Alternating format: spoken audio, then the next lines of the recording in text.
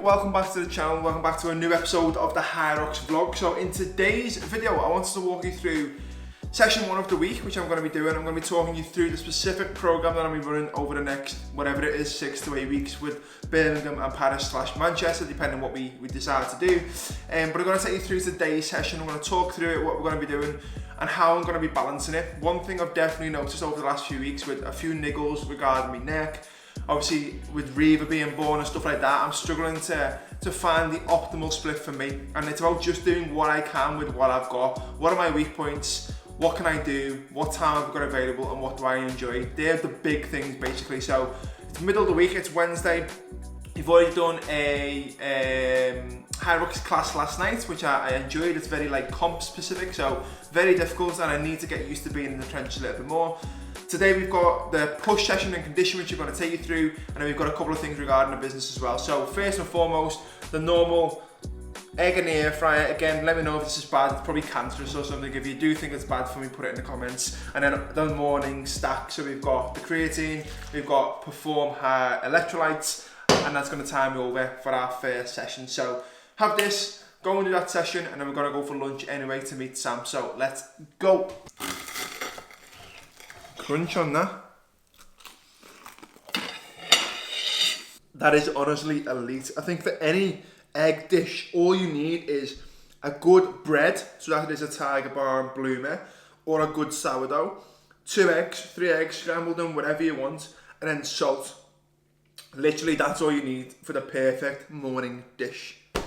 So we're gonna go with the Endorphin Speed 3s. I don't know, I think every single person who I spoke to who's tried the 3s compared to the 4s prefers the 3s. And the issue is that they are discontinued, so you can't get a hold of them anywhere. So I've got the Endorphin Speed Pros, I've got the Endorphin Pro 3s, sorry, Endorphin Speed 3s, the Endorphin Pro 3s, which are these, and I've also got the Endorphin Pro 4s, and I just don't like them. So these are my go-to shoe anytime I'm doing some sort of, you know, Hyrox specific stuff. These will be my race shoe as well, unless I decide to get some like, you know, Alpha Flies or something like that. But I think these will be the race shoe. They are reliable, I like them, they're comfortable. I wore them for a marathon in Copenhagen.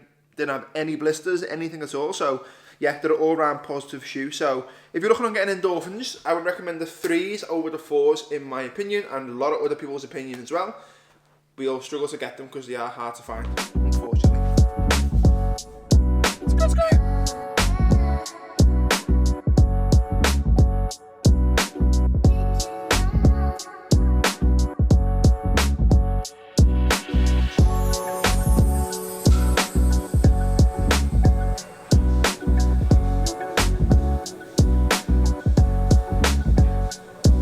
So that was part 1 of the session done, which is basically a 1,000 meter ski and a 1 kilometer run. So this first session of this week is a push session and conditioning. And because I'm a dad, because I speak to men a lot about time, I don't want to be in the gym more than an hour. So how we're going to be doing it is, we're going to always start them sessions with a ski and a run, just to add some additional volume. We're going to go into this portion of the workout now, which is about 30 minutes. We're going to do 1 big leg press movement, a quad focus movement. We're going to go into chest, we're going to do a little bit of shoulders, and then we're going to finish with some dips. And then after that, we're going to go into the Hyrox session. So about 30 minutes on this, and then 30 minutes or 20 minutes for the Hyrox session. And I should count around an hour in total. So let's get into the leg press and the rest of the session. Let's go.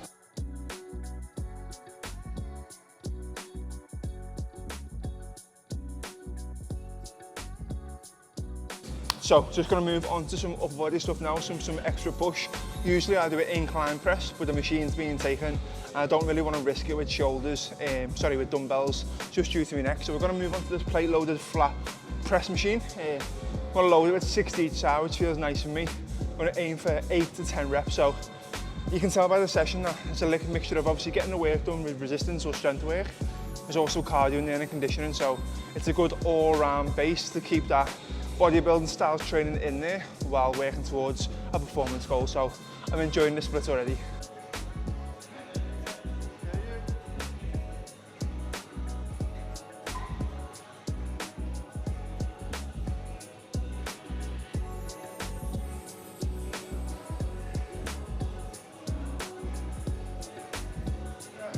Moving on, next we have lateral raise, dumbbell lateral raise. So You have got a machine in here which I'd probably like to use as well, but just for simple sake that you can implement dumbbell lateral raise, always keep a lateral raise in there.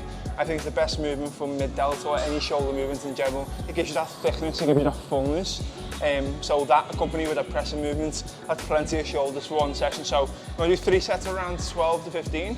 Nice and light, well not light, 12.5 kilos, nice and controlled. And then we'll go into some dips to finish the push part of the movement. And then we'll go into some Hyrox conditioning. Let's go.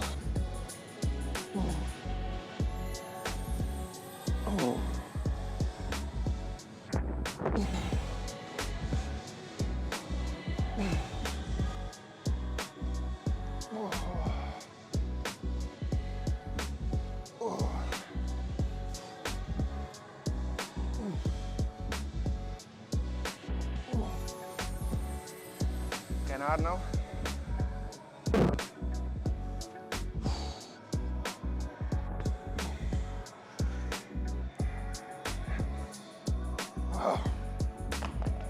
Just don't mind me, I'm just going on the world's highest dip machine.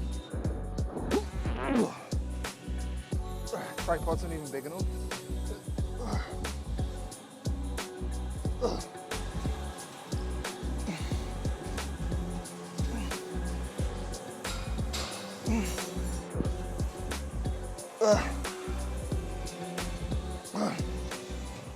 There we have it, that session in the bag. So I had to cut it a little bit short because I realised I had an hour to get the session done, record for YouTube, record for Instagram and get to the coffee shop. So I had to cut it short by 10 minutes. So we just did 10 minutes worth of rowing intervals instead of our 20-minute circuit. But I'll chat a little bit more about that 20-minute circuit that we were meant to put on the end after I've met with Sam. So off to the coffee shop, going to go and chat business. So yeah, come and join us for lunch. Let's go.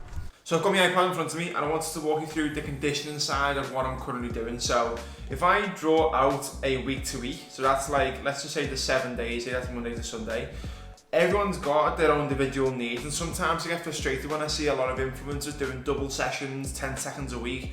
Of course, a lot of them are getting, that's their main job, I get that. The majority of people, it's just not attainable, like it's not gonna happen. Whereas I aim to do a double session on Wednesday, it didn't happen because life got in the way. So I understand the way that your life is completely different to anyone else's life and you've got to make it fit to you. So for example, what I'm doing right now is I'm setting minimums, and it's something that I do with all the tribe team as well, as that working minimums as opposed to maximum. So what I mean by that is at the moment we are doing 2 main sessions, which is push and conditioning and then pull and conditioning, which we will do tonight.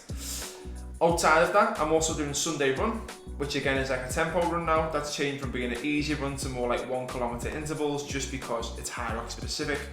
And then throughout the week then, I've got the flexibility. So on Tuesday this week, we decided to do a Hyrox class. And then yesterday I also did a Hyrox class. So I've done 2 classes there, and then tomorrow obviously I've got a sim as well. So the 3 main sessions are the push, the pull, and the tempo run. So they're my 3 main sessions of the week.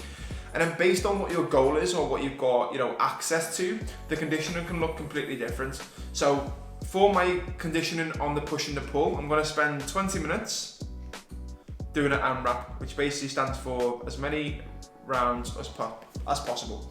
So for example, I'm going to be including some Hyrox specific work in there, such as sled push, / pull, burpees, walking lunges, and then you've got your eggs, obviously you've got your skis, your rows, etc. So including them into like some mini circuits for 20 minutes, like 40 meter sled push into 250 meter row, and just complete that for 20 minutes. So I'm doing that twice a week, so that way I'm covering my push and pull, i.e. strength work, which again is not optimal for bodybuilding, but I'm keeping that in because I like to do it. Adding the conditioning on top of that, so you can add it yourself like a 20 minute or 30 minutes and make that session an hour. And then outside of that, I know that my weak point is getting faster at running. So kilometer intervals on a Sunday, maybe throughout the week as well, but I know that I've got access to classes and I've got other stuff that I can do throughout the week to make that a little bit more flexible. So that's how my conditioning looks at the moment. Hope that makes sense. And if you do want a little bit of access to like a free Hyrox guide, I've put one in the description below. It'll give you a walkthrough what Hyrox is, some hints and tips that are going to help you with Hyrox, and there's a 4-week training program that sort of maps out something similar to that with interval runs, easy runs, and then some specific work around Hyrox as well.